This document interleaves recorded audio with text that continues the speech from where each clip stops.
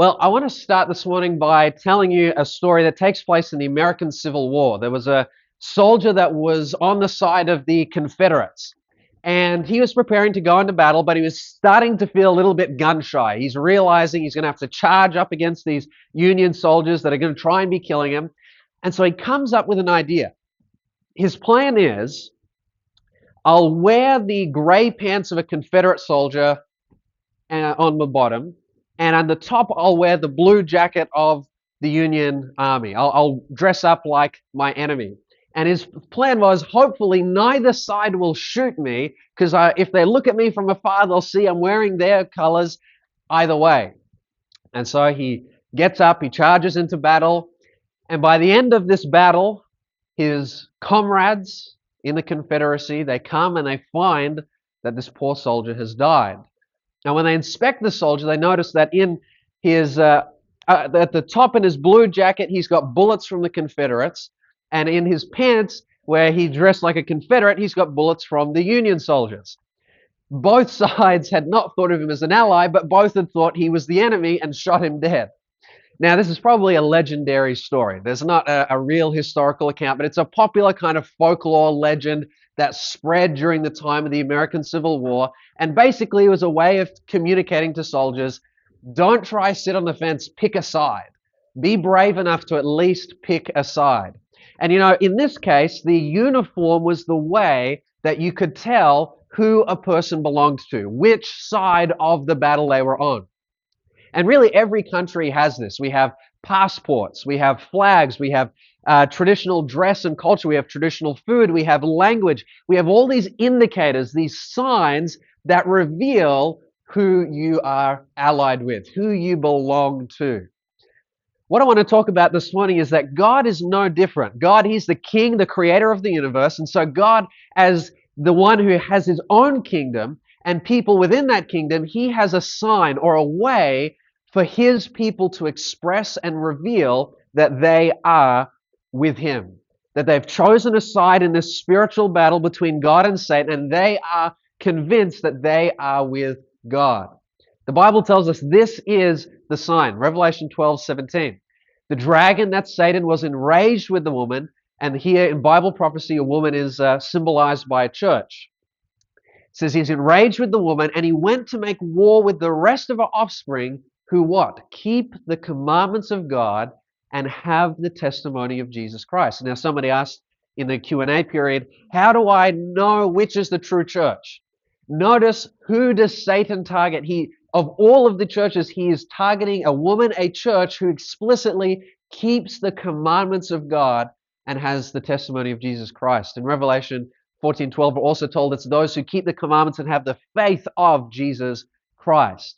Now, this makes total sense because Jesus Himself, while He was on this earth, He said, the way that people will know that you are my disciples, the way that you can express your love for me is if you keep my commandments. This is in John 14:15. He says, if you love me, keep my commandments. That's very clear and explicit.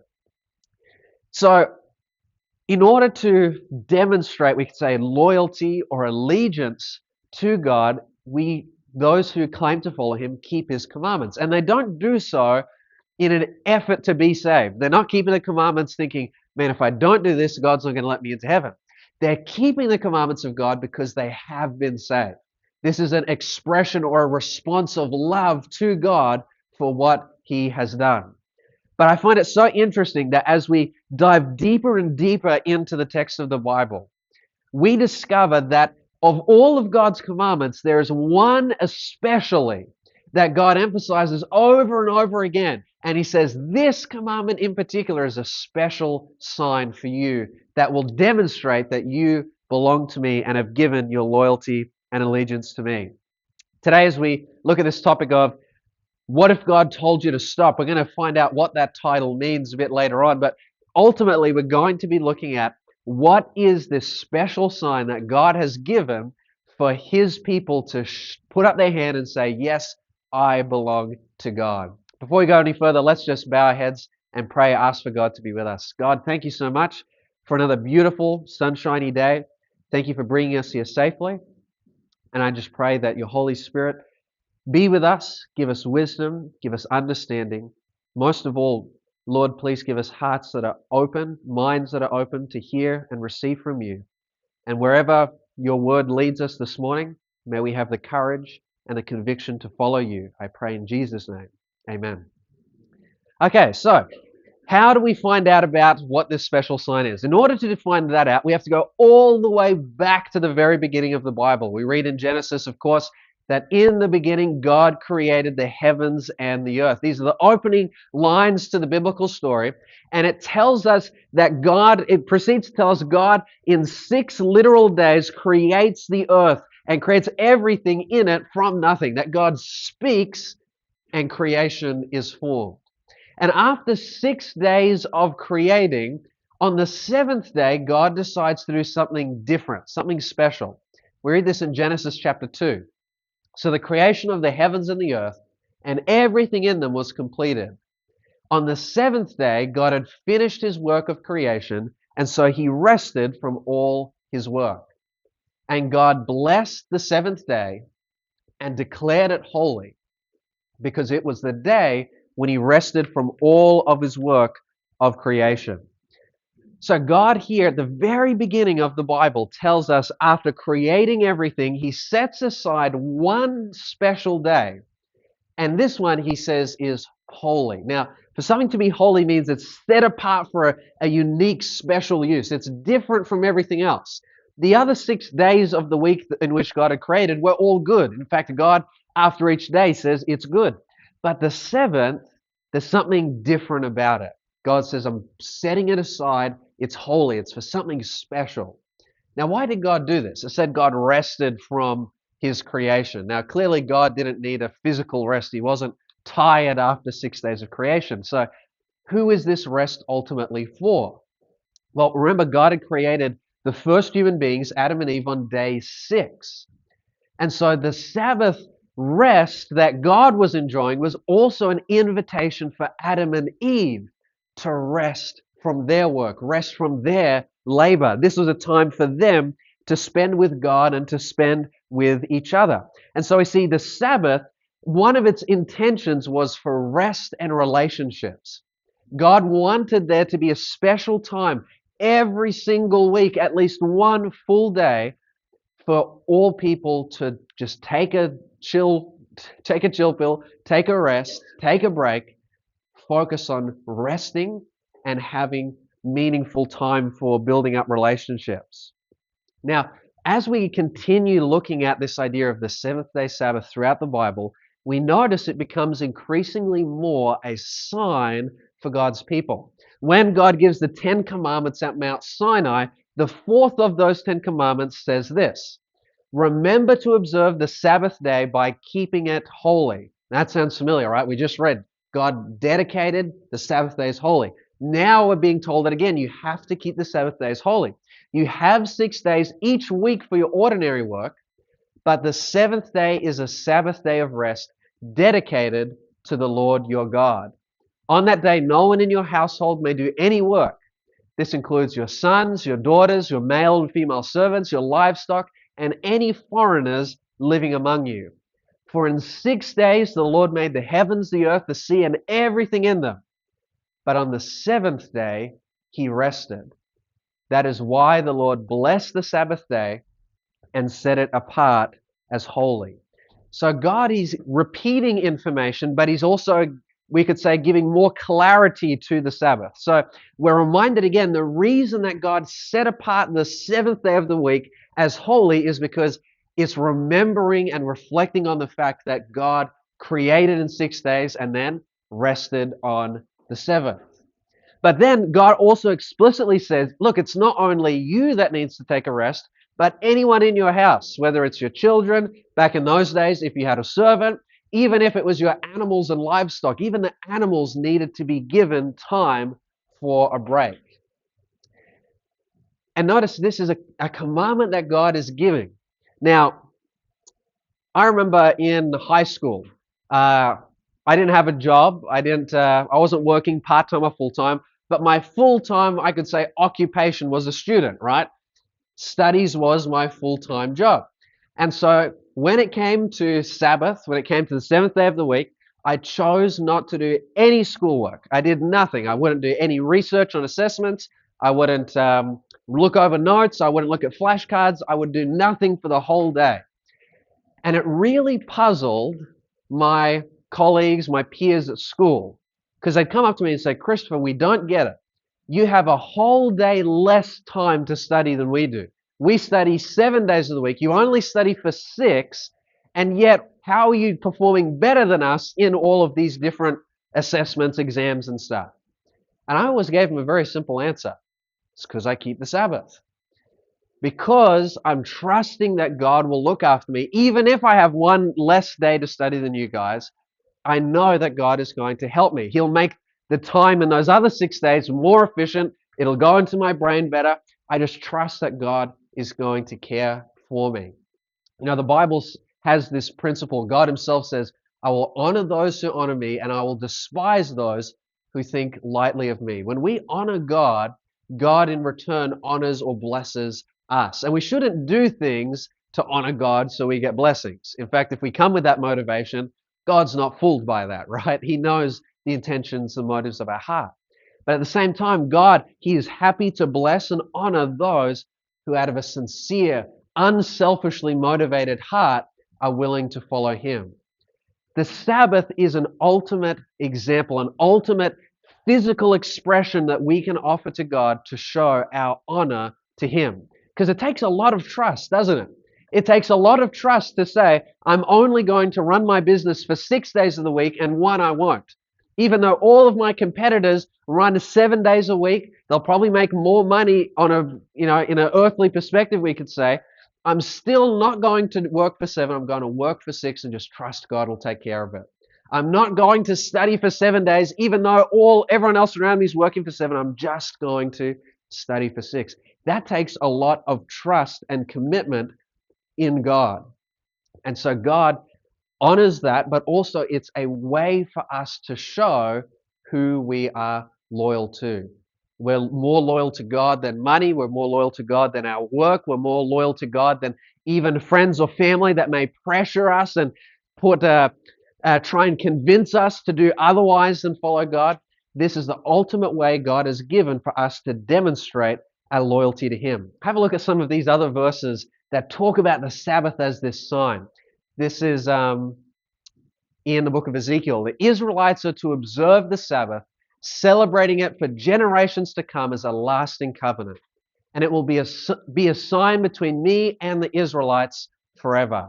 For in 6 days the Lord made the heavens, the earth, and on the 7th day he rested and was refreshed. Notice as well in this passage here, it says this is a sign that lasts forever. There's continuity. There's a sense of this is going on and on. It's a long-lasting sign between God and his covenant people. Another verse, I gave them my Sabbaths as a sign between us, so they would know that I, the Lord, made them holy. The Sabbath is a special sign. And one of the reasons it's so special is this is the commandment that has so much rich information about God. Think about this. The Sabbath tells us God's name, his title, and his territory. So if we go back to Exodus 20, we're told to remember the Sabbath day. It's dedicated to the Lord your God. Here we could say the name of God. It's a reminder of God and his name. Then we're told what his title is. Well, he's the creator. He's the provider. He's the one that has made everything. He's the one that has provided for all of our needs. And then secondly, we're told this territory, which is the whole heavens and the earth. All of creation belongs to God. So this gives us so much intimate details about who God is. And so this is one of the keys that we need to unlock and understand the Bible, that the Sabbath commandment is God's special sign for his people. There's something unique, there's something different about the Sabbath.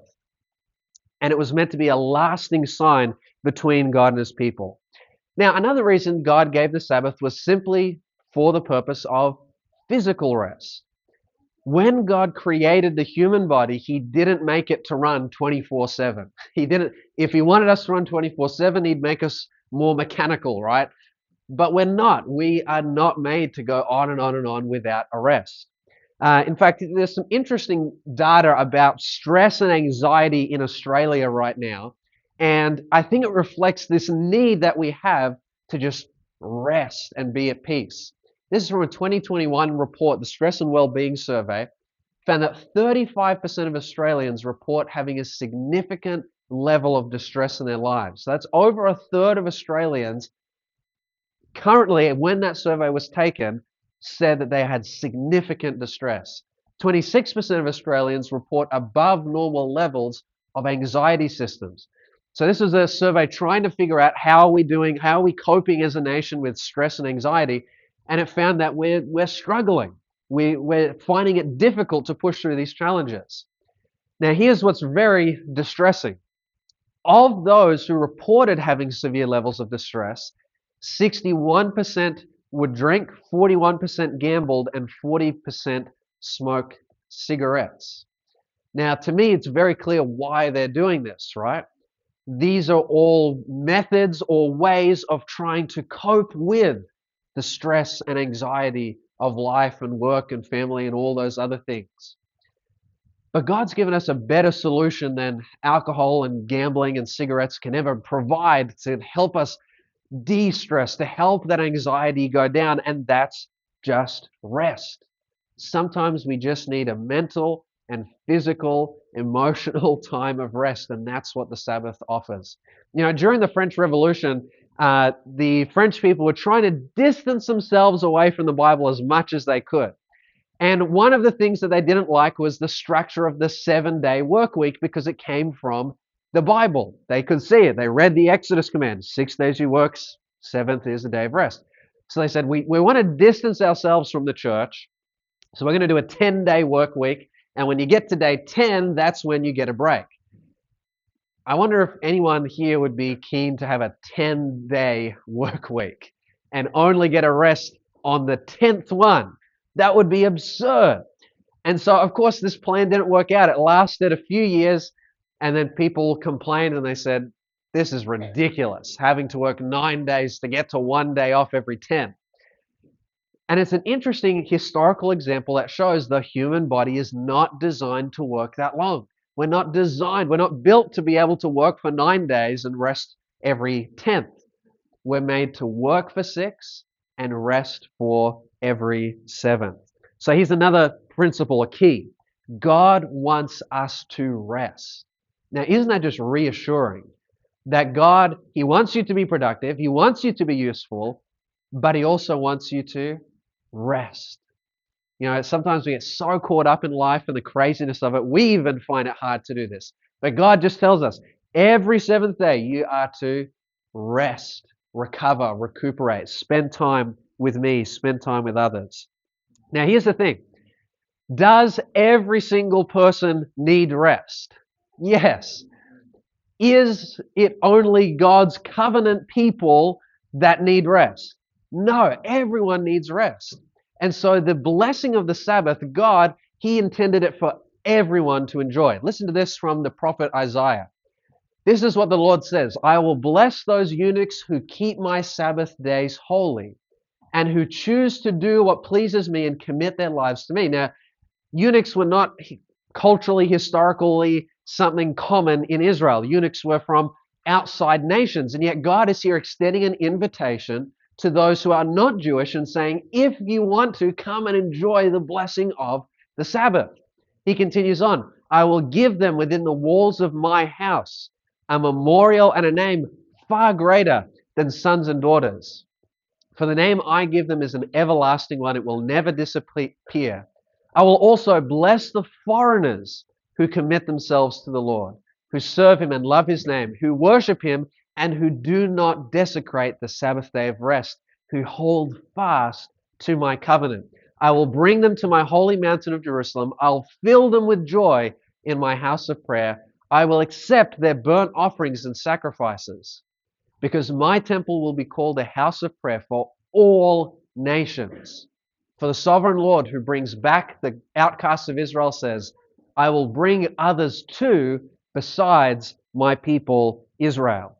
I mean, this is a powerful passage where God is saying, my temple, my nation It'll be for all peoples, not just the Jewish people I've made a covenant with, but for the Gentiles, for the Edomites, the Moabites, the people in Africa, and eventually it would spread to the whole world, to here in Australia.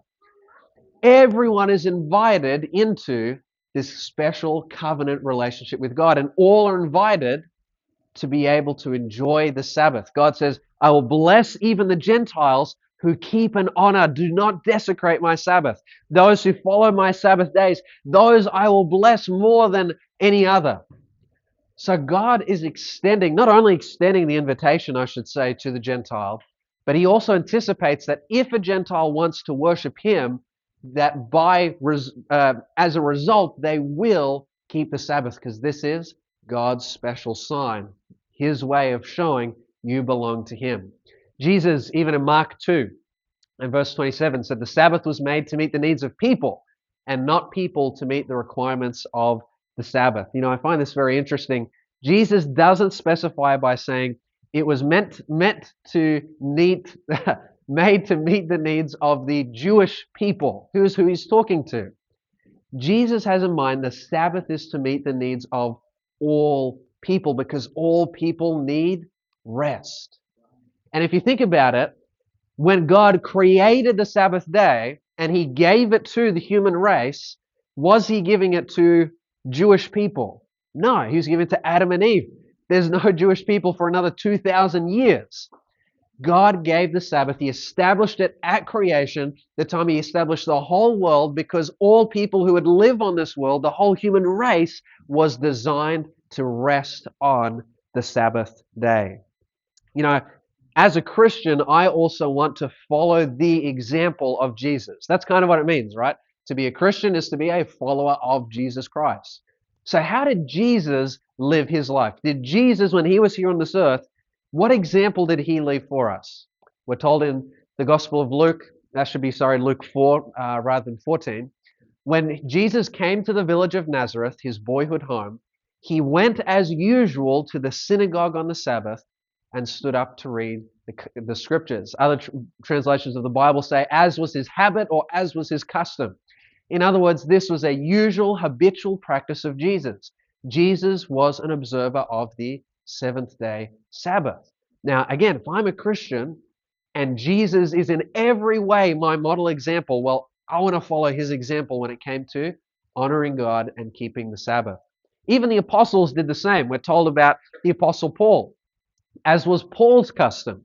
He went to the synagogue service and for 3 Sabbaths in a row used the scriptures to reason with the people. So even after Jesus had ascended into heaven, he'd left this earth, his apostles and his disciples continued to observe the Sabbath. Paul would go in and Sabbath after Sabbath, he would preach and talk to the people.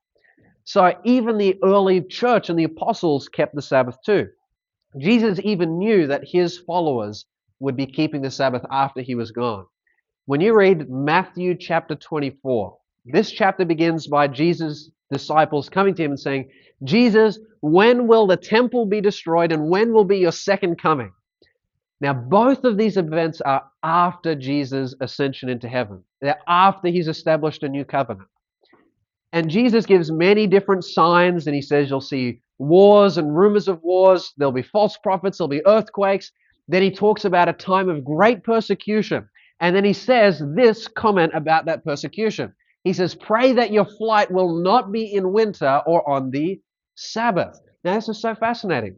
This verse is predicting a future event that is after the time of Jesus, and yet Jesus imagines that he knows that his people will still be observing the Sabbath. And so he tells them, look, pray that this final persecution that you endure after I leave does not happen on the Sabbath. Jesus, in prophetic vision, knows his people will still be keeping the Sabbath day holy. Now, has God specified or made it clear how we are to observe the Sabbath? Well, that commandment in Exodus 20 gave a lot of detail. It says, put aside your normal work, what you would ordinarily do during the 6 days of the week, and take a break. No work, no business. That would kind of mean as well, like we don't go out shopping and doing things, because by doing shopping, we're engaging in commerce and you're kind of making someone else work, right? So we're putting aside we're taking a break from commercialism and consumerism and buying things, and we're just trusting in God to provide. But there's also a bit more to it. Again, the prophet Isaiah, God gives this instructions. He says, keep the Sabbath day holy. Don't pursue your own interests on that day, but enjoy the Sabbath. Speak of it with delight as the Lord's holy day. Honor the Sabbath in everything you do on that day, and don't follow your own desires or talk idly, and then the Lord will be your delight. I will give you great honor and satisfy you with the inheritance I promised to your ancestor Jacob. I, the Lord, have spoken. Remember, God said the Sabbath day is holy. For something to be holy, it's set apart. It's different. There's something unique or special about it. And so God's saying, look, whatever you would typically do on the other 6 days of the week, put that to the side and just for one day, do something a bit different. Treat this day special and holy. Think of it this way. If I dedicated a whole day just to spend with my wife, Sarvel, and I said, it's going to be our special day. It'll be a delight, and we're going to just do stuff together. We're going to rest. We're going to have time for you and me and our relationship. It's going to be a great day just for the two of us. And then the whole day I just watch TV. I'm on my phone doom scrolling on Instagram. How meaningful would that day be for the two of us? It'd be a useless day, right? And you'd say, why did you set apart this special day to spend with your wife if you just sat on your phone all day? I think we can think of the Sabbath in the same way. When it comes to the Sabbath, God's saying, I want to spend time with you. I want this to be a special day between you and me. So it's not necessarily that the things we do in the week are bad, but it's just God's inviting us, put that aside for one day, focus on me, and let's build up our relationship together again. That's why we have times like this morning where we're coming together, we're reading and hearing from the Bible, we sing songs of worship to God, we spend time eating good meals and fellowshipping together. All of this is to keep the Sabbath day holy. We're putting aside what we normally do, and we're doing different, special, unique, holy things. And the Bible does tell us we need to be coming and meeting together and worshiping together. The book of Hebrews says, let us not neglect our meeting together, as some people do, but encourage one another, especially now that the day of his return is coming near. The Sabbath is this perfect opportunity to follow this instruction from the Bible, to not neglect meeting together, but to come together and say, you know what, this is a special time where we're delighting in God because of what he has done for us.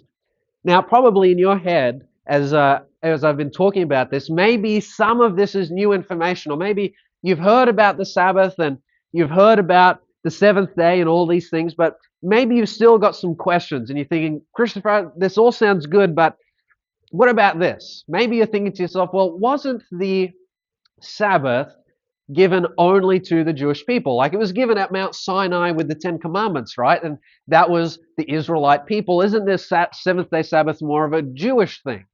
Well, I think we've kind of answered that question as we've been going through this morning, haven't we? God gave the Sabbath not for the first time at Mount Sinai, but at creation for the whole world. He gave the Sabbath first not to Jewish people, but to Adam and Eve, the first parents of all of us, every one of us sitting here today. And we also know that invitation. We read verses of God inviting the Gentile, keep my Sabbath, don't desecrate my Sabbath. And we also established every single person needs physical, emotional, spiritual rest. It's not only Jewish people that need a day off every 7. We all need time for Sabbath rest. Maybe you're thinking though, well, could the Sabbath commandment only have been given at Mount Sinai? Some people maybe they try to be quite fine and say, there's not an explicit commandment in Genesis 2 to keep the Sabbath. Now, I think there is really, but let's, for the sake of argument, say Exodus chapter 20, God gives the Ten Commandments, is the very first time he gives the commandment. Again, I don't believe that's the case, but for the sake of this argument. Well, actually, the Bible records even before Exodus 20, God expected the Israelite people to be keeping the Sabbath. After the Israelites had left Egypt and they're on their way to Mount Sinai, God began to miraculously provide bread on the ground for them. They called it manna. Every day they'd wake up and there'd be manna on the ground. And God said, on Friday, I'm going to send you a double amount of food. Take twice as much as you need because I won't send bread to be on the ground on the Sabbath. On that day, you're to stay in your tents and just eat the leftover food. And so the people, they collected food on Friday, but then on Saturday, they all went out to see if God had left some food. And God rebuked the people and he said, what are you doing? You're breaking my commandment. Listen to this, Exodus chapter 16. The Lord said to Moses, how long do you refuse to keep my commandments and my laws? This is so interesting. God referred to the Sabbath here as a commandment and law. See, for the Lord has given you the Sabbath.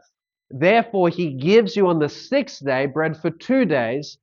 Let every man remain in his place. Let no man go out of his place on the seventh day. So the people rested on the seventh day. And notice what chapter in Exodus is this? It's chapter 16. This is 4 chapters before Mount Sinai and the giving of the 10 commandments. So already, God has not explicitly commanded from Mount Sinai. He hasn't etched this in stone yet, but he still expects the Israelite people to be keeping the Sabbath. Why? Because the Sabbath has been kept by God's faithful people since the time of creation. And he's reminded his people of this law for hundreds of years. And so he expects the Israelites, you should be honoring and keeping the Sabbath and trusting in me to provide. Notice as well, the people, by going out to sea, they were putting a lack of trust in God. And God goes, look, I give you enough on Friday. Just stay in your tent. I'll provide for you. Just trust in me.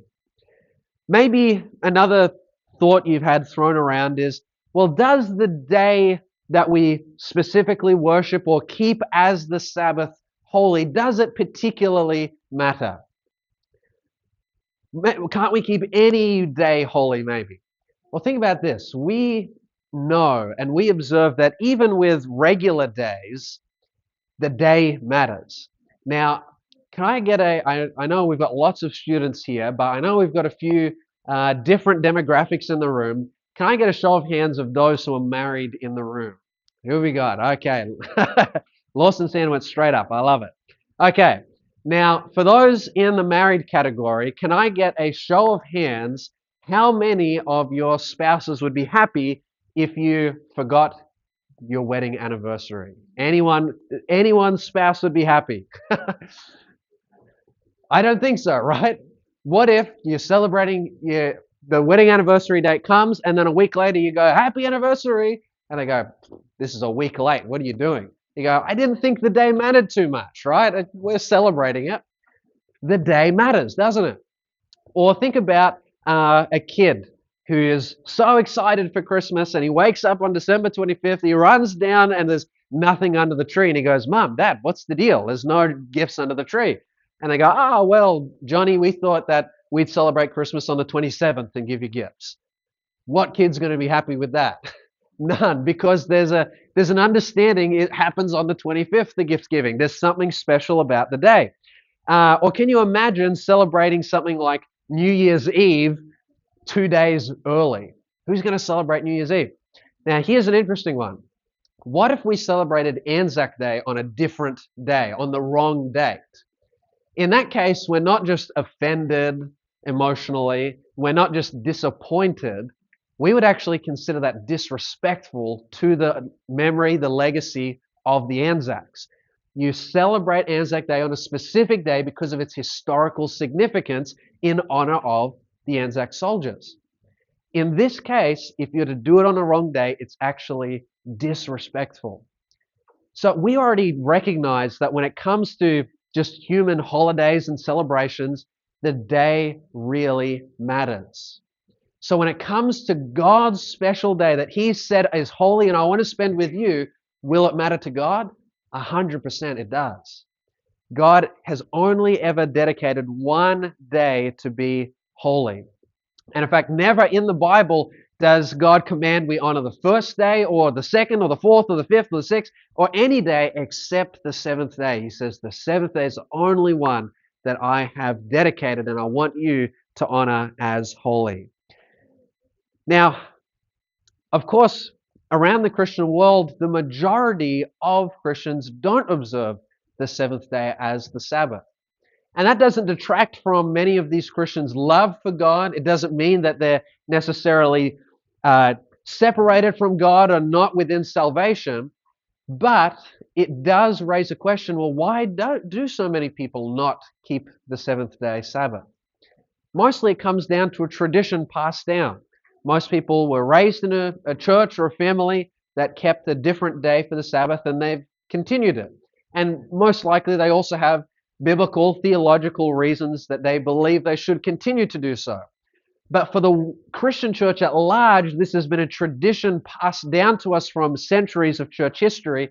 And we looked at last night that the Roman Catholic Church claimed, it made a boastful claim, to have been the one responsible for changing that day. Now, again, this doesn't mean that if someone doesn't keep the seventh day that they don't love God, but here's the trick. If we come to know the truth about the seventh day, and we come to know the truth about keeping the Sabbath holy, and we choose not to, well, then we do place ourselves in spiritual peril. It's like that with any spiritual truth. If God reveals truth to us, no matter what it may be in the Bible, and we know that it's true, and yet we don't do it, then that actually can become sin. It can be a sinful thing to not follow where God's truth is leading. So this is why, again, the Sabbath is this way for God to determine who is loyal, who follows me, and who is only saying it with their mouths. We're told that right before the end of time and the second coming of Jesus, there is a final test that is given to the whole human race. And everyone has to pick whether they're on God's side or whether they're on Satan's side. And there's a final message that goes out to the whole world, pleading with people to take God's side. And I want to read this out for you as a conclusion to our message this morning. This is the final message. It says, I saw another angel flying in the midst of heaven, having the everlasting gospel to preach to those who dwell on the earth, to every nation, tribe, tongue, and people. Then I heard a voice from heaven saying to me, Write, blessed are the dead who die. Oh, sorry. No, I went too far. Sorry. Having the everlasting gospel to preach to those who dwell on the earth, to every nation, tribe, tongue, and people. And I'm sorry, I've neglected to put in that last verse. Verse 8 says, And worship him who made heaven and earth, the sea and springs of water, and everything that is in them. That's Revelation 14, verse 8. Now, this is interesting. There's a final command to go out to worship God. What does it say? It goes to the whole world, and verse 8 says, Worship or fear him who made heaven and earth. So worship God as the creator, right? Who made heaven and earth, the sea and springs of water.